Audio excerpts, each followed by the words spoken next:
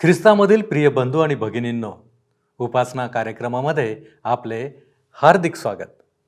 प्रियांनो, आज आपण पापाच्या महारोगासंदर्भातील तिसऱ्या भागाचे अध्ययन करणार आहोत. आजच्या अध्ययनात कातडीवर पसरणारा महारोग तसेच वस्त्र किंवा वस्तू यावर जर महारोग पसरला तर शुद्धीकरणासाठी आवश्यक असलेल्या गोष्टी आपण आज पाहणार आहोत.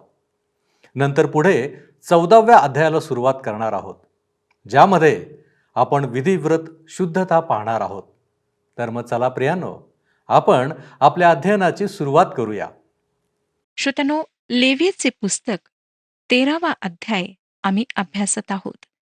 44 वचनांपर्यंत अध्ययन आम्ही संपवलेले आहे आणि आज पुढच्या वचनांवर आम्ही विचार करणार आहोत. तर माझ्यासोबत उघडा लेवीचे पुस्तक 13वा अध्याय. 45वे वचन सांगतं, ज्या महारोग्याच्या अंगावर हा चट्टा असेल त्याचे कपडे फाटके असावे, त्याच्या डोक्याचे केस मोकळे सोडलेले असावे, त्याने आपल्यावरचा ओठ झाकून ठेवावा आणि अशुद्ध अशुद्ध असे ओरडत जावे. जितके दिवस हा चट्टा त्याच्या अंगावर राहील तितके दिवस त्याने अशुद्ध राहावे, तो अशुद्ध होय. त्याने एकटे राहावे, छावणीच्या बाहेर त्याची वस्ती असावी. महारोग्याचे कपडे फाटके असावे, केस मोकळे व वरचा ओठ झाकून ठेवून त्याने अशुद्ध अशुद्ध असे ओरडावे. स्पर्शाद्वारे तो रोग पसरण्याची भीती असे. एक पापी व्यक्ती, श्रोत्यांनो, जेथे कुठे तो जातो तेथे ते पाप पसरवितो. त्याचा आजार लागणारा आणि पसरणारा असतो. एखादा बाप त्याला जसे पाहिजे तसे जीवन जगू शकतो, पण स्वतःसोबत मुलालाही नरकात नेण्याचा त्याला अधिकार नाही. अनेक बाप आज असे करीत आहेत. महारोग त्याच्या संपर्कात येणाऱ्या प्रत्येकाला दूषित करीत असे. अनेक पापी असे म्हणून स्वतःला समाधान देतात की नरकात अनेक लोक असतील, मग मी तेथे गेलो तर काय बिघडणार. लक्षात घ्या की महारोगी एकटा असे, तो अलग असे. 47 ते 49 वचने मी आता आपणाकरिता वाचत आहे. एखाद्या वस्त्राला, मग ते लोकरीचे असो की सणाचे असो, महारोगाचा चट्टा पडला, अथवा तो सणाच्या किंवा लोकरीच्या ताण्याला किंवा बाण्याला, चामड्याला किंवा चामड्याच्या बनविलेल्या एखाद्या वस्तूला पडला आणि त्या वस्त्राला, त्याच्या ताण्याला किंवा त्याच्या बाण्याला, अथवा चामड्याला किंवा चामड्याच्या कोणत्याही वस्तूला पडलेला तो चट्टा हिरवट अथवा तांबूस असला तर तो महारोगाचा चट्टा होय. तो याजकाला दाखवावा. याजकाने तो चट्टा तपासावा. चट्टा पडलेली वस्तू त्याने 7 दिवस बंद करून ठेवावी. त्याने 7व्या दिवशी तो चट्टा तपासून पाहावा आणि वस्त्राच्या ताण्यावर किंवा बाण्यावर, चामड्यावर किंवा चामड्याच्या कोणत्याही वस्तूवर तो चट्टा पसरलेला दिसला तर ते चरत जाणारे कुष्ठ समजावे. ती वस्तू अशुद्ध होय. ते वस्त्र लोकरीचे असो अथवा सणाचे असो, त्याच्या ताण्यावर किंवा बाण्यावर तसेच चामड्यावर किंवा चामड्याच्या एखाद्या वस्तूवर तो चट्टा असला तर ती वस्तू जाळावी. ते चरत जाणारे कुष्ठ असल्यामुळे ती वस्तू अग्नीत जाळून टाकली पाहिजे. वस्त्रावर, ताण्यावर अथवा बाण्यावर किंवा चामड्याच्या केलेल्या एखाद्या वस्तूवर तो चट्टा पसरलेला नाही असे याजकाला तपासणीनंतर दिसून आले तर चट्टा पडलेली वस्तू धुवून टाकण्याची आज्ञा त्याने करावी आणि आणखी 7 दिवस ती बंद करून ठेवावी. मग ती वस्तू धुतल्यावर याजकाने तपासावी आणि त्या चट्ट्याचा रंग बदलला नसून तो चट्टा पसरला नसला तरी तो अशुद्ध समजावा. ती वस्तू अग्नीत जाळून टाकावी. तो चट्टा आतील बाजूस असो किंवा बाहेरील बाजूस असो, ते चरत जाणारे कुष्ठ समजावे. पण धुतल्यानंतर तो चट्टा पुसट झाला आहे असे याजकाला दिसून आले तर त्याने त्या वस्त्राचा किंवा चामड्याचा किंवा ताण्याचा किंवा बाण्याचा तेवढाच भाग फाडून काढावा. इतके करूनही जर वस्त्रावर, त्याच्या ताण्यावर अथवा त्याच्या बाण्यावर अथवा चामड्याच्या कोणत्याही वस्तूवर तो चट्टा पुन्हा फुटून निघाला तर चट्टा फुटलेली ती वस्तू अग्नीत जाळून टाकावी. वस्त्र, त्याचा ताणा किंवा त्याचा बाणा किंवा चामड्याची कोणतीही वस्तू धुतल्यावर त्यावरील तो चट्टा नाहीसा झाला तर ती वस्तू पुन्हा एकदा धुवावी, म्हणजे ती शुद्ध होईल.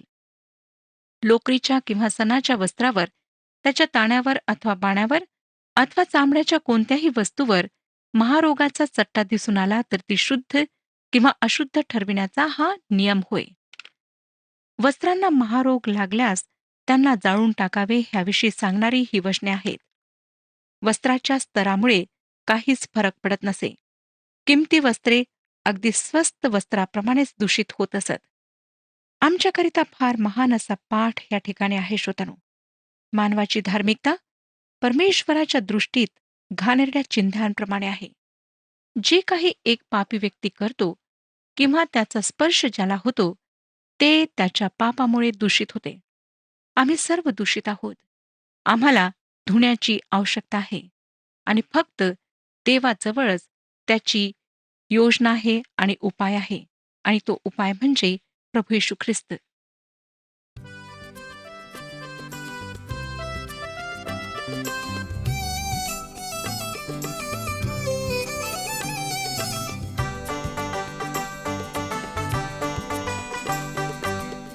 शेवटी प्रभु राया बिलगले तुझिया पाया गेले रे गेले माझे आजवारी जन्म वाया शेवटी प्रभु राया बिलगले तुझिया पाया गेले रे गेले माझे आजवारी जन्म वाया शेवटी प्रभु राया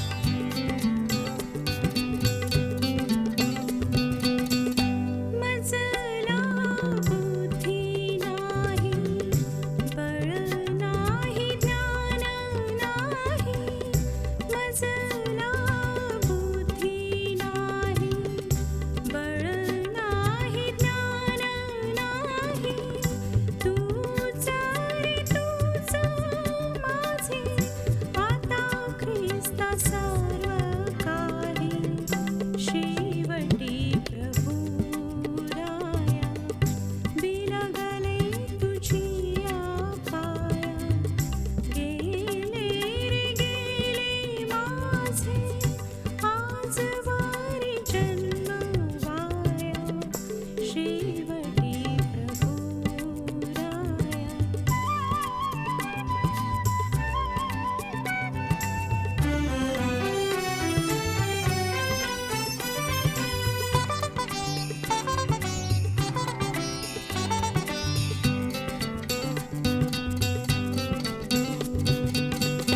मी पण फसविले तुला मला दूर केले मी पण फसविले तुला मला दूर केले सर्वथा स्वमनाचे तुझ्या नावे दास्य केले शेवटी प्रभु राया बिलगले तुझिया पाया गेले रे गेले माझे आजवारी जन्म वाया शेवटी प्रभु राया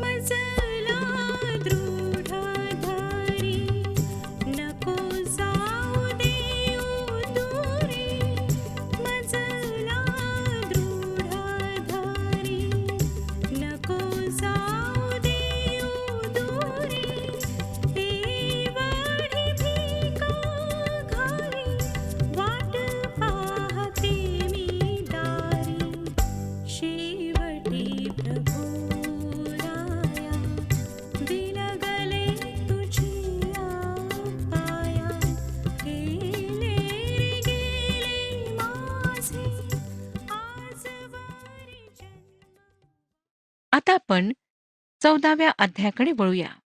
विधिव्रत महारोग्याचे शुद्धीकरण याविषयी हा अध्याय आम्हाला सांगतो. या ठिकाणी महारोगावरील इलाज सांगण्यात आलेला नाही. हे विधिव्रत शुद्धीकरण होय. यापूर्वीच्या अध्यायात महारोगाचे निदान करून निर्णय घेण्याबाबत विस्तारपूर्वक आम्ही पाहिले. काही महारोगी होते ज्यांचा रोग त्यावेळेच्या इलाजाने ठीक झाला होता. काहीही असो, काही होते ज्यांना अलौकिक रीतीने आरोग्य प्राप्त झाले होते. आज ह्या रोगाचा इलाज आहे. हा बरा न होणारा आजार नाही व पवित्र शास्त्रात पण त्याला तसे सांगितलेले नाही. हा एक भयंकर आजार आहे आणि हा आम्हाला पापासंबंधी फार महान आत्मिक पाठ शिकवतो. महारोग्याच्या दयनीय स्थितीच्या अंधकारावर हा अध्याय आशेचे एक किरण टाकतो. कुठल्याही डॉक्टरचे इलाज व बरे होण्यास औषध उपचार ह्या ठिकाणी सांगितलेले नाहीत. परंतु हा अध्याय विधिव्रत शुद्धीकरणाविषयी सांगतो, ज्यानंतर बरे होण्याची क्रिया सुरू होते. श्रोत्यानो, विधी चिन्हात्मक आहे, तरी सुद्धा त्यात धुण्यात व शुद्धीकरणात रोगनिवारक गोष्टी सुद्धा आहेत. जेव्हा मानवाने अदेन बागेमध्ये पाप केले, तेव्हा पापाने देव व मानव यांना अलग केले. पापाचे हे अडखळण दोन प्रकारे परिणामकारक झाले, ज्यामुळे परमेश्वर व मानव दोहोंवर त्याचा परिणाम झाला. ते देवाकडे वर जाऊन त्याने मानवाला देवासमोर अपराधी ठरवले. खाली मानवाकडे मानव पापामुळे प्रदूषित झाला. महारोग हे पापाचे प्रदूषित व बिघडलेले असे चित्र आहे. शुद्धीकरणाचा एक समारंभ आणि घरातील रोगाचा उपचार याविषयी सांगणारा हा अध्याय आहे. घराला महारोग्याप्रमाणे मान्यते, अर्थातच पूर्ण भर स्पर्शजन्य रोग हा विचार ठेवूनच देण्यात आला आहे. 14 अध्याय 1 ते 3 वचने आम्हाला सांगतात. लेव्हीचे पुस्तक 14 अध्याय 1 ते 3 वचने. परमेश्वर मोशेला म्हणाला, महारोग्यास शुद्ध ठरविण्याच्या वेळचा नियम हा त्याला याजकाकडे आणावे. याजकाने छावणीच्या बाहेर जाऊन त्या महारोग्यास तपासून पाहावे व त्याच्या अंगावरचा महारोगाचा चट्टा बरा झाला असल्यास त्याने आज्ञा करावी. आम्हाला इथे आढळते की याजक महारोग्याला बरे करण्यास नाही, तर तो बरा झाला आहे किंवा नाही हे पाहण्यास जाई. हे महत्वाचे आहे. हा महारोग्यास शुद्ध ठरविण्याच्या वेळचा नियम आहे. हा एक विधी होता श्रोत्यानो, ज्याला फार काटेकोरपणे पाळण्यात येई.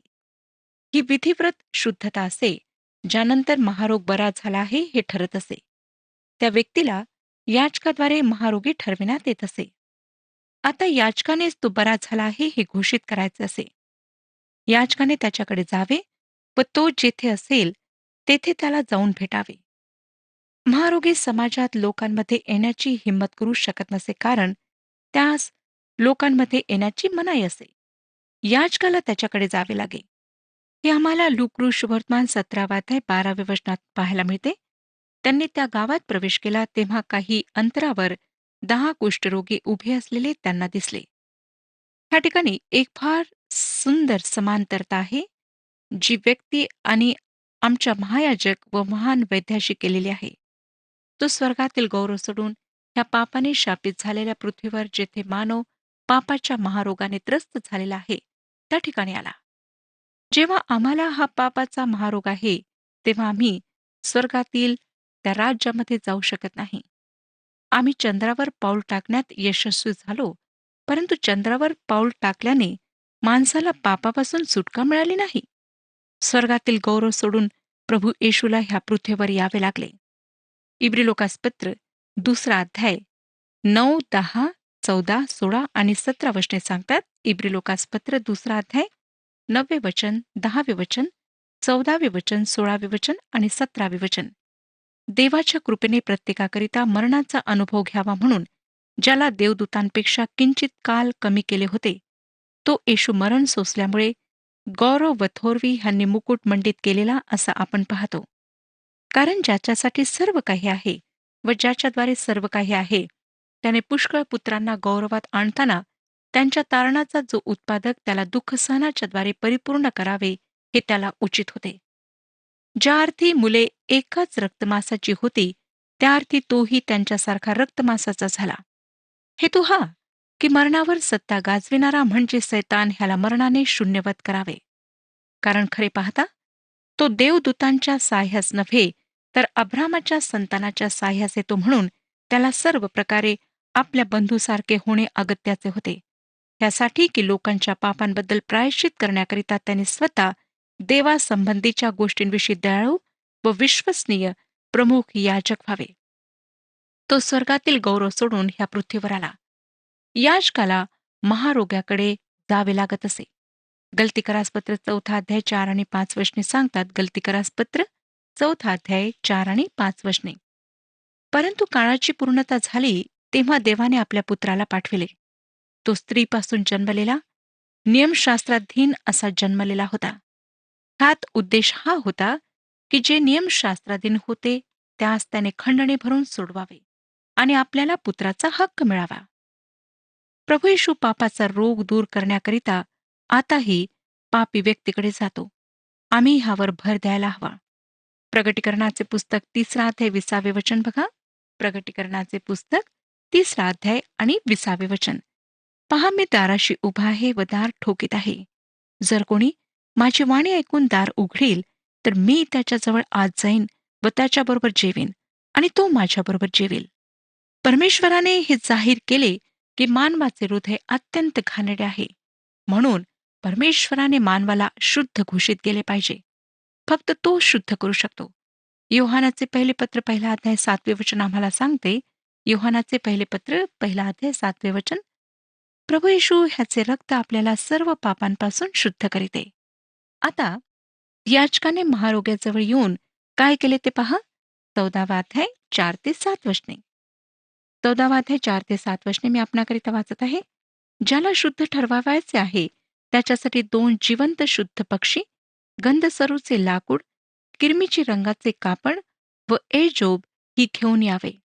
मग याजकाने आज्ञा करावी की वाहत्या पाण्यावर मातीच्या पात्रात त्यातला एक पक्षी मारावा आणि जिवंत पक्षी, गंधसरूचे लाकूड, किरमीची रंगाचे कापड आणि एजोब ही घेऊन जिवंत पक्षासह वाहत्या पाण्यावर मारलेल्या पक्षाच्या रक्तात त्याने बुडवावे आणि ते रक्त महारोगापासून शुद्ध ठरवावयाच्या मनुष्यावर 7 वेळा शिंपडावे. मग तो शुद्ध झाला आहे असे सांगून त्या जिवंत पक्षाला माळ रानात सोडून द्यावे. मी आपणाला सांगितले होते ना श्रोत्यानो की हा असाधारण असा विधी होता.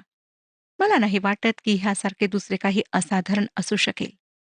बाकी सर्व अर्पणे निवास मंडपातील वेदीवर करण्यात येत असत व नंतर देवाच्या आज्ञेप्रमाणे मंदिरात, परंतु हा एक अपवाद आहे.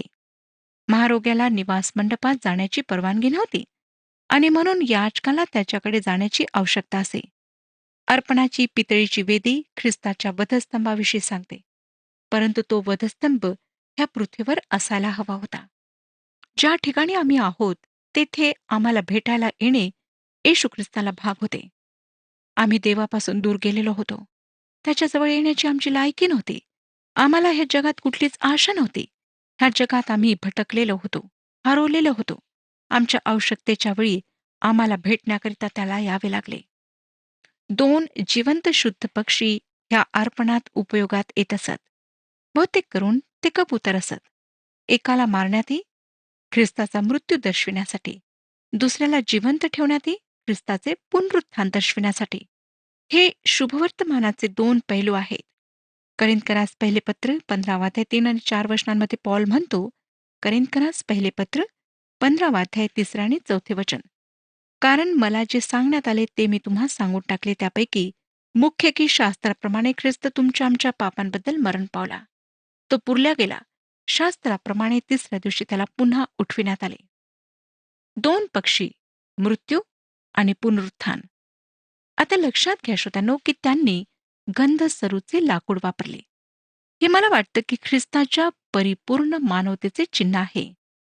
हे लाकूड, गंधसरूचे लाकूड, कशानेही खराब होत नाही. ह्याचा उपयोग ज्याला एजोब बांधण्यात येईल त्या ब्रशचे हँडल किंवा दांडी तयार करण्याकरिता उपयोगात आणत असत. किरमीचे रंग मला वाटतं रक्तावर असणाऱ्या विश्वासाचे चिन्ह आहे. ह्यावरून आम्हाला स्मरण देण्यात येते की रहाबने आपल्या विश्वासाचा पुरावा म्हणून किरमीच्या रंगाचा धागा बाहेर बांधला होता. एजोब एक असे झाड आहे जे खडकावर ओलसर जागी वाढते. हे प्रत्येकाच्या वैयक्तिक विश्वासाला दर्शविते. स्तोत्रसंहिता 51 अध्याय आणि 7वं वचन बघा. स्तोत्रसंहिता 51 अध्याय 7वे वचन. एजोबाने माझा पापमल काढ, म्हणजे मी निर्मळ होईन. मला धू, म्हणजे मी बर्फाहून शुभ्र होईन. हे ख्रिस्तात असलेल्या सुटकेचा विनियोग व लागू करणं आहे. एखादी व्यक्ती बाजूला उभी राहून डोके हलवून म्हणू शकते की ती येशू ख्रिस्त मेला व पुन्हा उठला ह्यावर विश्वास ठेवते. हा तारण करणारा विश्वास नाही. प्रश्न हा आहे श्रोत्यानो, की आपण त्याला स्वतःला लागू केलेले आहे किंवा नाही. काय आपण खरोखर त्याच्यावर विश्वास ठेवला आहे किंवा नाही. तसेच हे ख्रिस्ताचा मृत्यू व त्याचे रक्त ह्याचे विश्वासणाऱ्यांच्या जीवनातील पापाला लागू करणं आहे. योहानाचे पहिले पत्र पहिला अध्याय 7वे वचन बघा. योहानाचे पहिले पत्र पहिला अध्याय 7वे वचन. पण जसा तो प्रकाशात आहे, तसे जर आपण प्रकाशात चालत असलो तर आपली एकमेकांबरोबर सहभागिता आहे आणि त्याचा पुत्र येशू ह्याचे रक्त आपल्याला सर्व पापांपासून शुद्ध करीते. आता मातीचे पात्र ख्रिस्ताच्या मानवतेविषयी सांगते. त्याने आमचे शरीर, आमची मानवता धारण केली. पॉल करिंथकरास दुसरे पत्र 4 अध्याय आणि 7व्या वचनामध्ये स्वतःला मातीचे पात्र असे संबोधतो. करिंथकरास दुसरे पत्र 4 अध्याय 7वे वचन. ही आमची संपत्ती मातीच्या भांड्यात आहे, अशा हेतूने की सामर्थ्याची पराकोटी देवाची आहे, आमच्यापासून होत नाही हे समजावे. मातीचे पात्र ज्या शरीरात आम्ही आहोत ते शरीर आहे. या ठिकाणी मानवतेची कमजोरी आणि दुर्गुण यावर भर देण्यात आला आहे. इब्री लोकास पत्र 4 अध्याय 15वे वचन बघा. इब्री लोकास पत्र 4 अध्याय 15वे वचन. कारण आपल्या सर्वांच्या दुर्बलतेविषयी ज्याला सहानुभूती वाटत नाही, असा आपला प्रमुख याजक नाही, तर तो सर्व प्रकारे आपल्याप्रमाणे पारखलेला होता, तरी तो निष्पाप राहिला. श्रोत्यानो, वाहते पाणी हे जिवंत पाणी होय. हे पाणी वाहत्या झऱ्यातून किंवा पाण्याच्या प्रवाहातून घेतलेले असे. हे देवाचे वचन व देवाचा आत्मा या दोहोंविषयी सांगते. हा विधी असाधारण आणि सुंदर दोन्ही आहे. ज्या मातीच्या पात्रात जिवंत पाणी आहे त्या पात्रावर एका पक्षाला मारण्यात येईल. हे अनंतकालीन आत्म्याद्वारे ख्रिस्ताने स्वतःला मृत्यूकरिता अर्पण केले हे दर्शविते. इब्री लोकास पत्र 9 अध्याय आणि 14वं वचन. इब्री लोकास पत्र 9 अध्याय 14वे वचन. तर सार्वकालिक आत्म्याचे योग्य ज्याने निष्कलंक अशा स्वतःच देवाला अर्पण केले, त्या ख्रिस्ताचे रक्त आपली सद्विवेक बुद्धी जिवंत देवाच्या सेवेसाठी निर्जीव कृत्यांपासून किती विशेष करून शुद्ध करेल. श्रोत्यानो, पुनरुत्थानाचा विशिष्ट अर्थ स्पष्ट करण्यास 2 पक्षी असणे आवश्यक होते. जिवंत पक्षाला त्या मारलेल्या पक्षाच्या रक्तात बुडून त्या दोहोंचा संबंध दाखविण्यात येत असे. नंतर जिवंत पक्षाला उडून जाण्याची परवानगी देऊन स्वतंत्र करण्यात येत असे. ख्रिस्ताला आमच्या अपराधांकरिता देण्यात आले आणि आमच्या दोषांचे निराकरण करण्याकरिता आम्हाला स्वतंत्रता देण्याकरिता व ख्रिस्तामध्ये स्थिर उभे राहण्याकरिता देण्यात आले. गलतीकरास पत्र 5 अध्याय पहिलं वचन सांगतं, ह्या स्वातंत्र्याकरिता ख्रिस्ताने आपल्याला मुक्त केले आहे, म्हणून त्यात टिकून राहा. गुलामगिरीच्या जुवाखाली पुन्हा सापडू नका. ह्याचा अर्थ धर्म, रीतिरिवाज, नियम व विधी ह्यांच्या जाळ्यात फसू नका. ख्रिस्ताने आमची जागा घेतली. आमचा मृत्यू त्याने घेतला. आमची खंडणी भरून दिली व आमच्याकरिता त्याला जिवंत करण्यात आले. जर तो येथे पृथ्वीवर आमच्यासाठी मेला, तर आम्ही त्याच्यामध्ये मेलो. करिंथकरास दुसरे पत्र 5 अध्याय 14 आणि 15 वचने सांगतात, कारण ख्रिस्ताची प्रीती आम्हाला आवरून धरते. आम्ही असे समजतो की एक सर्वांसाठी मेला तर सर्व मेले, आणि तो सर्वांसाठी ह्याकरिता मेला की जे जगतात त्यांनी पुढे स्वतःकरिता नव्हे, तर त्यांच्यासाठी जो मेला व पुन्हा उठला त्याच्याकरिता जगावे. श्रोत्यानो, इफिसकरास पत्र पहिला अध्याय 1 ते 6 वचने आपण वाचू शकता.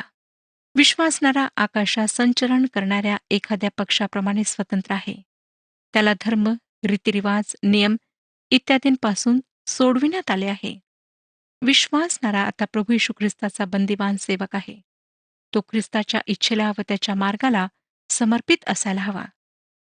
योहान कृष्णवर्तमान 14 अध्याय 15 वचनात प्रभू येशू ख्रिस्त म्हणाला, माझ्यावर तुमची प्रीती असली तर तुम्ही माझ्या आज्ञा पाळाल. ते रक्त महारोगापासून शुद्ध ठरवायच्या मनुष्यावर 7 वेळा शिंपडावे असे सांगण्यात आले. 7 हा आकडा पूर्णतेचा व समाप्तीचा आहे. ह्याद्वारे तो महारोगी शुद्ध झाला किंवा नाही हे नेहमीसाठी ठरवल्या जात असे. ह्या जगात फक्त 2 प्रकारचे लोक आहेत, ते म्हणजे पापाने महारोगी आणि शुद्ध झालेले महारोगी, अर्थात पापापासून शुद्ध झालेले लोक, अर्थातच हरवलेले पापी आणि तारण पावलेले पापी. जिवंत पाणी आणि रक्त ह्यांची हा विधीत भेट होत आहे. योहानाने फार लक्षपूर्वक आमच्यासाठी योहान कृष्णवर्तमान 19 अध्याय 34 आणि 35 वचनांमध्ये लिहिले, तरी शिपायातील एकाने त्याच्या कुशीत भाला भुसकला आणि लागलेच रक्त व पाणी बाहेर निघाले. ज्याने हे पाहिले त्याने साक्ष दिली आहे, त्याची साक्ष खरी आहे व आपण खरे बोलतो हे त्याला ठाऊक आहे, ह्यासाठी की तुम्हीही विश्वास ठेवावा. तो ही वास्तविकता की येशू पाणी आणि रक्त ह्याद्वारे आला पुन्हा सांगतो. योहानाचे पहिले पत्र 5 अध्याय 6 वचन, जो पाण्याच्या व रक्ताच्या द्वारे आला तो हाच म्हणजे येशू ख्रिस्त, पाण्याने केवळ नव्हे तर पाण्याने व रक्तानेही आला. होय श्रोतानो, प्रभू येशू ख्रिस्त आमच्यासाठी ह्या जगात आला आणि त्याने स्वतःचे रक्त सांडून आम्हाला पापांपासून मुक्ती दिली आहे. परमेश्वर आपणा सर्वांस आशीर्वाद देव. हा कार्यक्रम आपणास आवडला काय? आता आम्हाला एक मिस कॉल करा आणि आपण पुढील विजेता होऊ शकता.